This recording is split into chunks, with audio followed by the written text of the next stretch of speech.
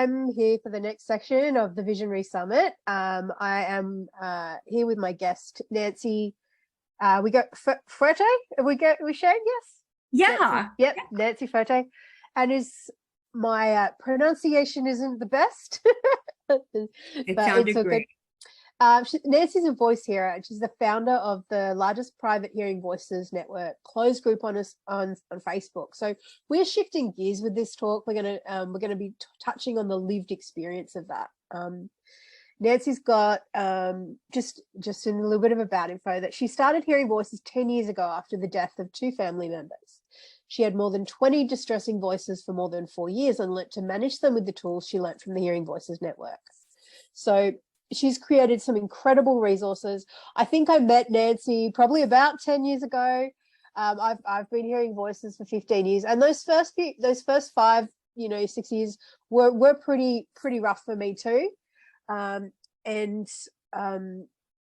It's something that we actually find, and Nancy's going to go into it, share a lot about the Hearing Voices movement and what that is, because we live in a society where the conversations around beings or energy or intuition, expanded perception isn't very clear. It's we're very commonly coming across this mental illness conversation with we're crazy, we're mad, we're insane. A lot of the media projections quite terrible about the experience of hearing voices. And for me personally, and sharing that I hear voices, and not like I'm psychic, but I hear voices as a sort of a middle road experience, is actually been one of the most terrifying things to share. I have my experiences of the mental health system. I do share a little bit on that because it's not kind of the point of my book, but to really just talk about how we relate to voices as an illness. And the Hearing Voices movement, which Nancy's going to share a little bit, is really just discovering from real experiences that that's not what it is. Anyway, welcome, Nancy. It's amazing to have you here. I'm so grateful to have you join me on this call.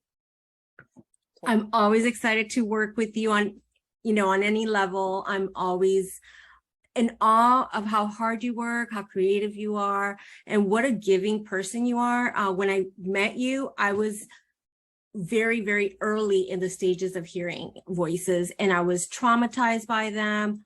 I'll go into it a lot, but you really sat with me in the voices, and no one that I've ever met in my entire life had done that with me at the time.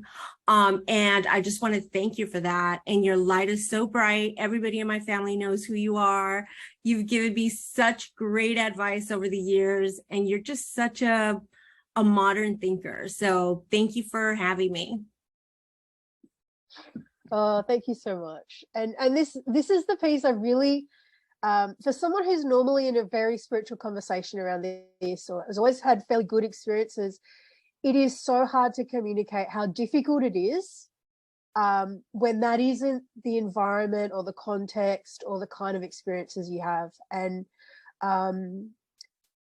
yeah, like this is actually a big conversation to look at. How do we talk about this? How do we support people who are struggling? And it's one of the biggest pieces that's close to my heart. So because we do know, as I've experienced, Nancy's experienced, many voices have experienced, even when the things are difficult at the start, particularly, it can change over time. It can become a much better experience we can live with. So I'll hand over to you, Nancy, if you want to jump into your talk. Sure thing. I created a very small PowerPoint and nothing big like our previous speaker. And hopefully you're able to see it. So my name is Nancy Tyler, but my pen name per se is Nancy Fuerte, which means strong in Spanish. And I have recently started calling myself a life coach. And the reason for it is I feel that after 10 years of having gone through voices and having supported so many families and so many individuals with voices, that my calling is now, to be available for others that might need one-on-one coaching. However, running this Facebook Hearing Voices support group, now I will say there's others on Facebook. But the ones that I have found on Facebook are usually public. And so if you post, you know, your innermost thoughts, any of your friends could see it. And that could be extremely distressing, especially because there's so much stigma around voices and depression, anxiety, and some of the stuff that we experience. So our group is actually more than 1,000 members, and Sam and I started this group 10 years ago. No, actually it's been 4 years, excuse me. And we started this group 4 years ago. And it grew from just a handful of people to over 1,000 people, where we have amazing engagement. So, you know, I'll just go ahead and start telling you a little bit about my story. There will be difficult parts, you know, however, the story is one of hope. A problem happened for me. I did start hearing voices, and it wasn't a process like many people. I know I've read your story, I bought your book, and I remember reading your rough draft, and you talked about how it kind of like gently started in a way. It was intrusive, Sam, but it did kind of happen little by little.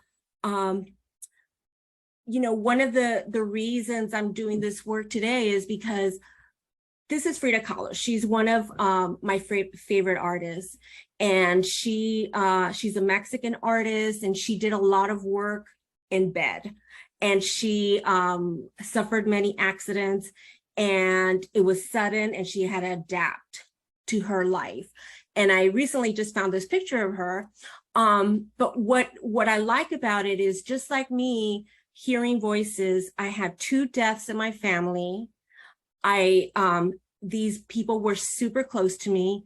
I found out about it on Facebook, and the way I found out about it was through my mom. And I remember, like, the first death that I learned about, like, I could hear my mom screaming in her bedroom and just feeling this powerlessness and this fear. And lo and behold, I found out, you know, my cousin was, you know, tragically killed in a car accident, along with 3 other people. And it was all over the news. We're from Mexico, so it was all over the news. There was a lot of coverage.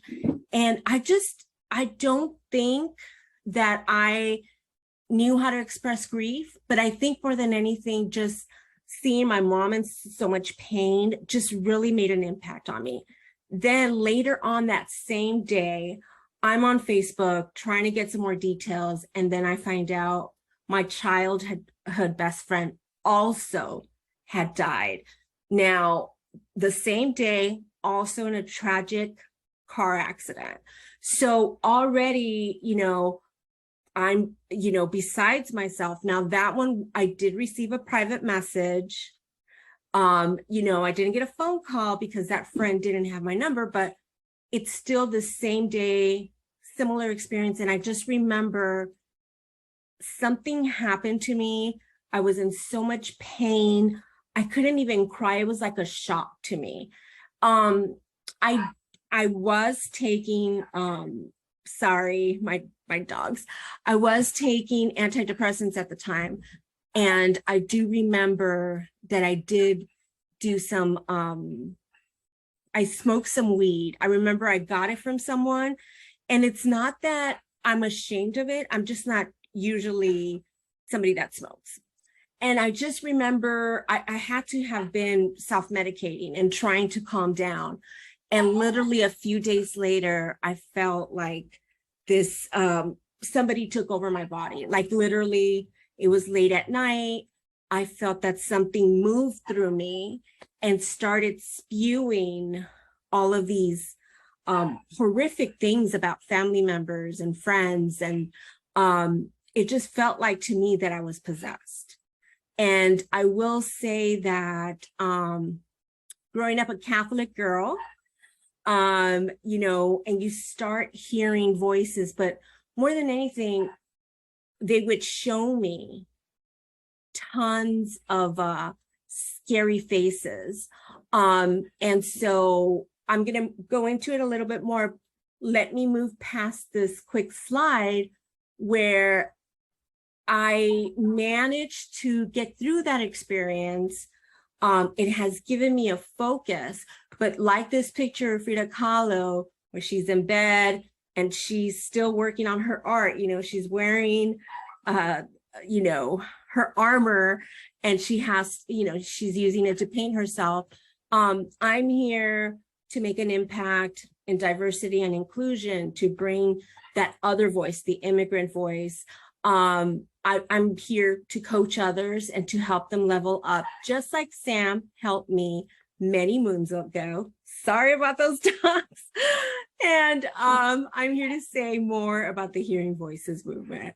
So having said that, so one of the things you talk about in this handout you gave speakers is, how does intuition play into all of this? So I start hearing voices. They're telling me, they're from the other side. They're telling me they're my dead family members, but they're not very nice to me. They're constantly scaring me, telling me, we're here to take you with us. Your best friend is here that passed away. Your sister's here that passed away, what have you.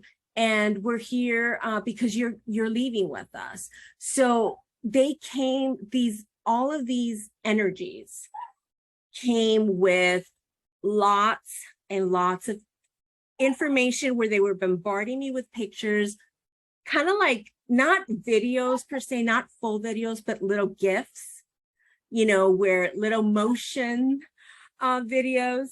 And at the time, I had felt like I was really intuitive, and I actually had worked in mental health, girl. But what I was hearing and what it was saying to me was that they were dead spirits and they were here to take me to the other side. And I remember speaking to you like, oh my God, girl, I'm so afraid to sleep at night. I feel like they're going to get me. They're going to take me away, blah, blah, blah. And I have to tell you that I was not in tune with myself at that time. Can you give me a second? I need to move my dog because can you hear him? Let me be right back. No worries. I just want to really appreciate the courage and, the ability to move through experiences like this and just come back to a place of being able to describe even what's happening. Often for me in those early years, it was really hard to even make sense of what was happening, to describe it, to be able to connect with other people that really didn't get it. And when I would seek, spiritual support, energetic healing, I wasn't disconnected from those things, but it didn't seem to give me a map that really included my experience. So just so appreciate you sharing like some of the specific little experiences in here, Nancy. It really helps people understand what it can be like. So thank you. Sure, and thank you for that. Yeah, I just want to say that, I had the book knowledge at the time. I was actually teaching adults, and I had worked in mental health. And what I was hearing in my head is that I was speaking to the dead, and I had no evidence that, anybody else or anything else was happening with me. I had no evidence of, this was a psychological issue. These voices came in, they were speaking through me, they were telling people off in my family, and all I was hearing day and night is like, you're horrible, you did this to someone, they're talking about you. It just got really, really negative. And so my sense of self was gone. My intuition was completely gone, and my sense of self was gone. I really lost myself. I stopped working. I had a small child at the time, and I couldn't even care for myself at the time. But I will say, and I love this woman with the belly, but I will say that even then, I felt like I was in there somewhere. I felt like I could see myself or hear myself past all the noise. And I did feel like, little by little, once I started talking to others, once I started breathing and just trying to find relief and finding people like you, I was able to, say to the voices, okay, you're giving me information about this person. You have a premonition about this person.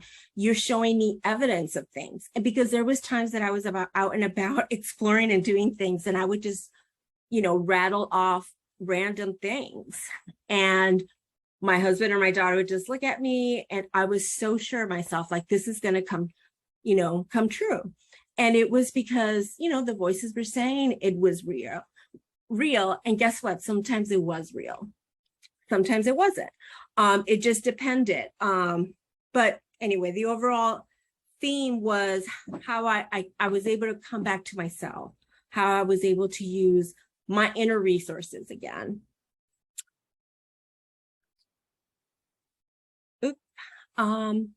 So, one of the things and one of the great questions that this summit is raising is, what about voices and visions? We just heard an amazing, discussion by Brendan that if I had been born in a different time period, and I heard voices, I wouldn't stand out because everybody was hearing voices. There was no pathology. There was no illness. There was no fear. Well, what happened with me was I felt either like this character here or, feeling possessed. And what does possession look like? Possession looks and feels like I'm no longer in control of my life. And for a Catholic girl where growing up, religion was really used as a way of controlling me and parenting me, I would hear messages like, oh, you just fell, God's punishing you because you were rude to me earlier. Or, oh, that just happened to you. It's because God knows that you did this. And so there was always a correlation. An all-fearing God was always being presented to me. So, these voices and visions, like with Joan of Arc, which was previously mentioned, and she's one of the people that I love to read about. Her story is she heard, I believe they say it was Archangel Michael who told her, you need to do this, this, and this and save your people. And she did it. And, there's no room for that in my life. So in my view of voices and visions now, 10 years out, I'm a completely different person. I went from feeling possessed and afraid. I also went from feeling alone to only building relationships with mediums, shamans, and even Jehovah's Witnesses. I mean, it is a really isolating experience where your husband's going to work, you have a elementary school age daughter, and you're home all day because you can't work. You have horrible voices. You're seeing visions, and you're seeing entities, and you're seeing things that are not there. And so, it is a very isolating situation. And, what's interesting is I trusted the voices. They would come to me. They would show me, this is what I look like. I would actually feel their energy around me. And they would show me a picture in my head of what they look like. And then the energy matched. And so I was afraid. I mean, when they were in a good mood, which was never, I could function and remember to eat, or, I was even caring for my daughter or whatever. But if they were in a, destructive mood, they were filling me with all kinds of negativity. And so I chose to go to mediums and shamans because I really felt I was possessed, and they needed to get these spirits into the light. These voices didn't tell me, hey, we're a part of you. We're actually a part of your brain, and you've experienced trauma, and that's why we're here. No, they're acting meanly, cruelly, they're acting out. So one of the solutions, I have to thank the Jehovah's Witnesses, in my religion, or the religion I was raised in, being a Catholic, they didn't teach us to read the Bible. Okay. So I just remember we had moved twice because I was so, adamant that I was being haunted, and that we needed to move because there was paranormal activity. So my husband and my daughter, we moved twice. And so in my newest place where we were living, we had Jehovah's Witnesses come by. And I didn't tell them I was hearing voices. Like, I knew that would be like too much. But I did say to them, I'm hearing weird things. I'm experiencing weird things. And, I'm just scared. I can't sleep, blah, blah, blah. And I just remember these nice 3 ladies came in, and they armed me with their Bible, but they taught me how to read the Bible. And they were like, you know what, whatever they say, you just do this.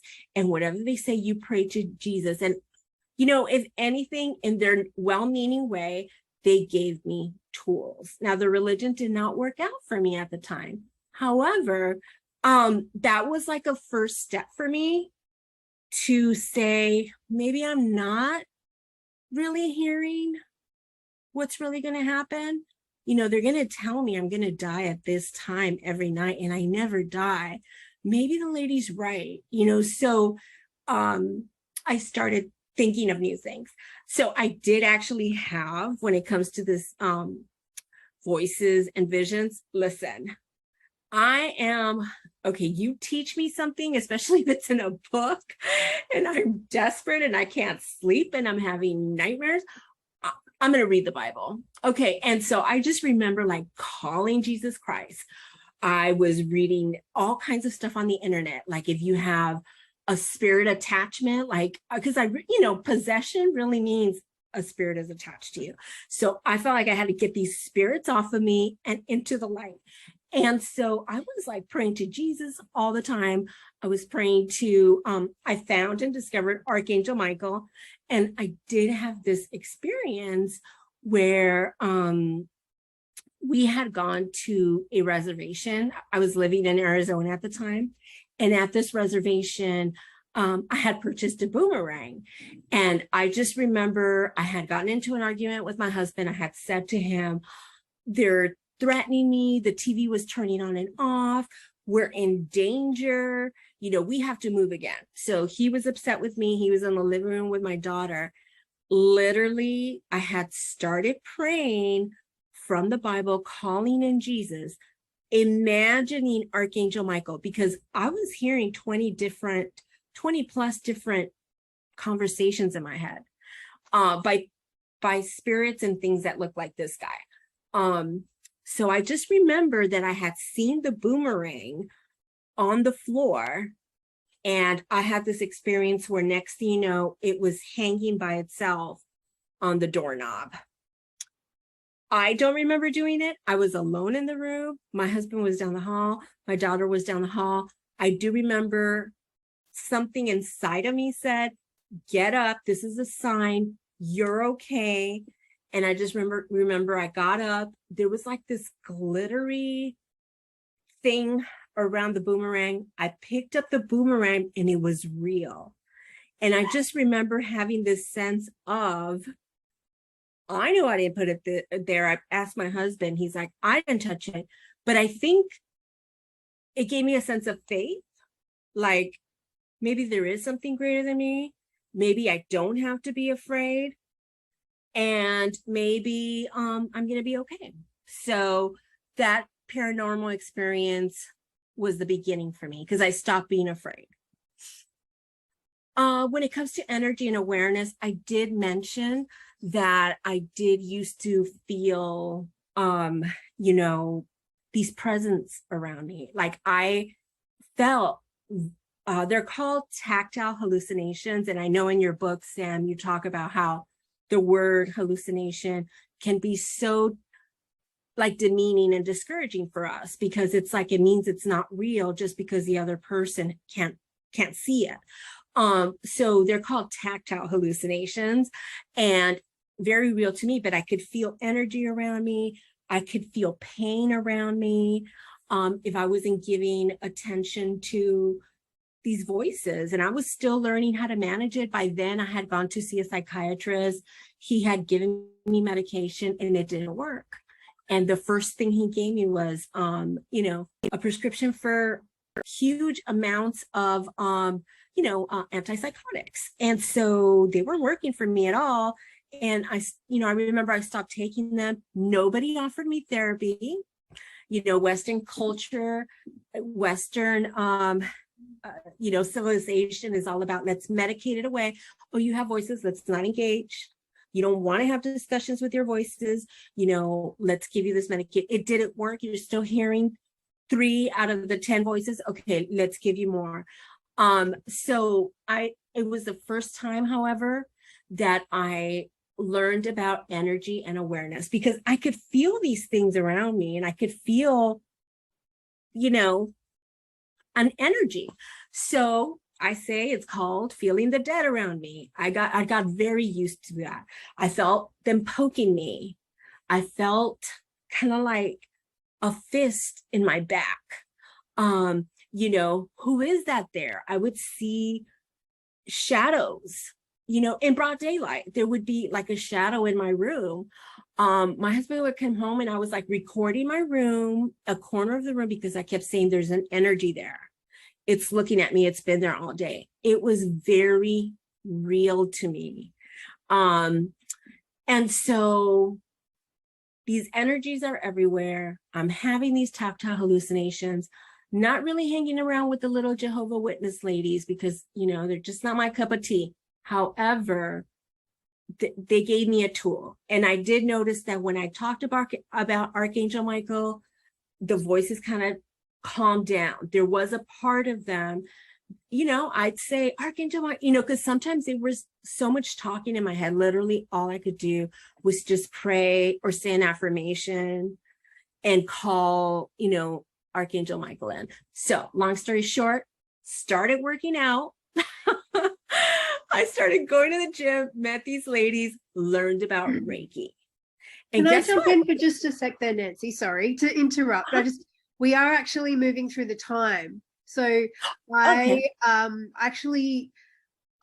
have realized you could go quite a bit deeper into this, and it's incredible all the different things that have helped and supported you, and different pieces. But I'd actually love to touch on the Hearing Voices movement a little bit, if that's possible to share, because absolutely. I know for many people that are stuck in the mental health space, right, the mental health system, that the Hearing Voices movement is one of the first places where they start to hear or receive or have access to a different conversation about voices.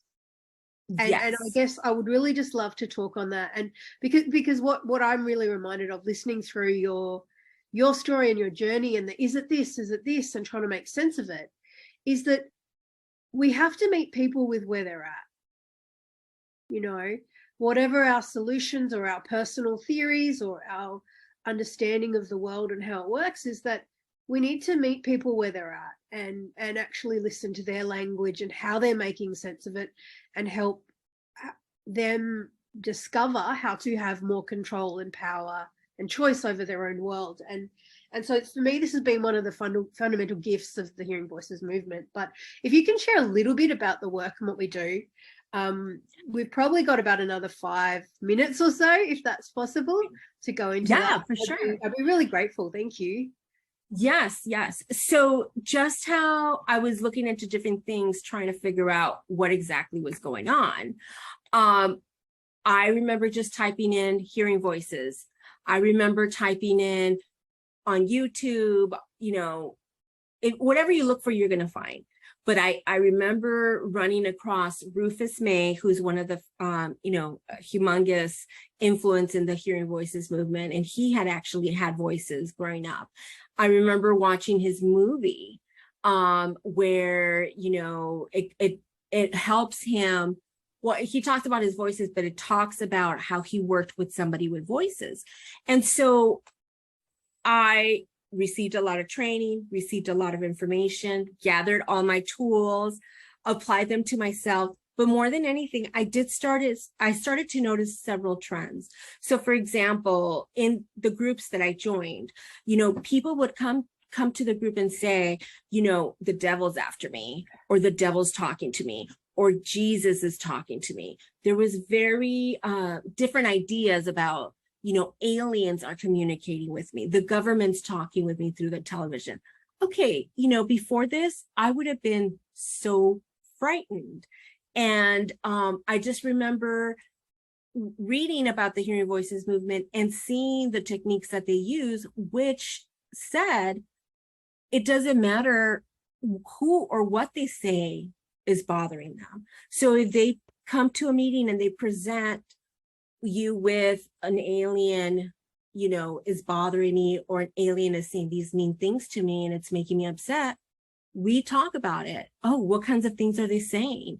When is this happening? Is there anything that helps? Have you ever tried, talking to them and letting them know it hurts? One of the things I had to learn, and something that you taught me in our work together, was not to be afraid. I was very afraid of what they were telling me. I believed them. And I think I was a girl always that I believed everyone else.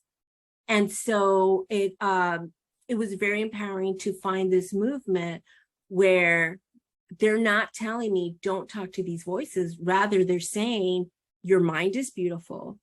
It's trying to communicate in maybe metaphorical ways that things are going on. I did have a lot of stress at that time. I did have a lot of issues to resolve. And so, they were just kind of there, kind of like letting me know I needed to confront some of these things.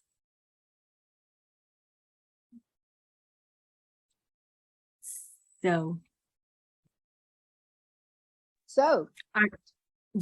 I would say that that's where the Hearing Voices movement came in. I got to attend a conference where I met other people like myself. I was trained to become a facilitator, and really teaching people to advocate for themselves. They felt like meds were not working for them. The statistics in the group and in from the Hearing Voices movement are shared, where the majority of people that take medication, whether it's antipsychotics or antidepressants, don't stop hearing voices. Some of them may have a positive effect where maybe the voices are a little bit more manageable, but many of them still have voices. There is no perfect chemical solution, for example.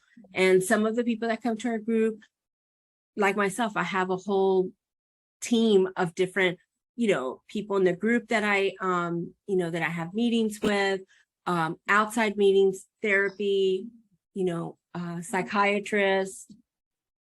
It's not just a one Band-Aid for everything. Can you stop the share just for a sec, just so it's just you and I back on to complete this? I really want to mention that for a lot of people that hear voices, they're going to have people around them worried about illness. They're going to have framed as illness, and it can be distressing, overwhelming, intense. We often need crisis care. Like, I can't minimize how distressing it is to be left with these experiences on your own in the middle of the night, nowhere to go except that overwhelming terror. And eventually we can shift things into more expansive, connected, meaningful places. And I just want everyone to know that if you're in a difficult spot and some of these other conversations, you're like, that's not me, they're too uplifting and too beautiful and my experiences aren't beautiful. I just want you to know that it can change. It does change. And that is one of the biggest messages of hope that for me, I got through the Hearing Voices movement. It's where clinical expertise started to listen to lived experience of voices. And it's where we started to have like some awareness around the stats. We did you know, voice hero driven research into voices, not clinical lens of, you know, trying to find what's wrong with people research into voices. And things like, we discovered that somewhere between 5 and 10% of the world's population will hear voices in their life. We discovered that if we look at the whole population of people that hear voices, probably only about 16% like really meet the full qualified, you know, diagnostic lens of those severe psychotic disorders such as schizophrenia. But that if you go into a psychologist, doctor, psychiatrist, and say you hear voices, it's somewhere up in the 80% likely they'll think you have a psychotic illness. And so we're actually looking at this through a lens for most people that's very fearful, very terrifying, and that makes it a lot worse. So if you're in an experience that's not great, reach out, look up the Hearing Voices Network support near you. We do have the private group that Nancy runs online, and start reading stories of what people have experienced. You know, for some it is very psychological, or it's helping me make sense of, you know, meaningful things. And for me, that was part of my experiences too. Like, whether you relate to it as beings, your own mind, different religious context, the actual sense making is, you know, for me, I think it's important to respect every single person's map of reality, their sense making around it, and keep a shared conversation of kind of respect and mutuality. So this is why it's been so important for me to include this in there, because a lot of very normal, mainstream, the average person on the street doesn't know what's possible when it comes to voices. And if they only ever listen to the media, it's, you know, very fear driven, terrifying, you're crazy, this is illness. And so starting a different conversation about that's what this movement's all about. So thank you, Nancy. I'll just add my mini rant at the end of your talk. Do you have anything you want to share to finish? I just want to say, especially here in the United States, where whenever there's a mass shooting, unfortunately, I'm waiting for the newscaster to say, and they heard voices to harm others. And unfortunately, that is a very negative stigma that, you know, we have mass, you know, shootings, and they're all schizophrenic, they all hear voices.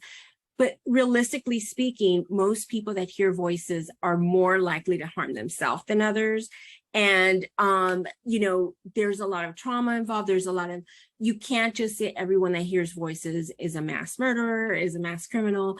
And I think fear keeps people from, you know, just having a conversation with someone. And I think the Hearing Voices movement has done a great job of showing that you can live a full life and you could be an amazing member of society and have voices. So thank you for the opportunity. I really appreciate you.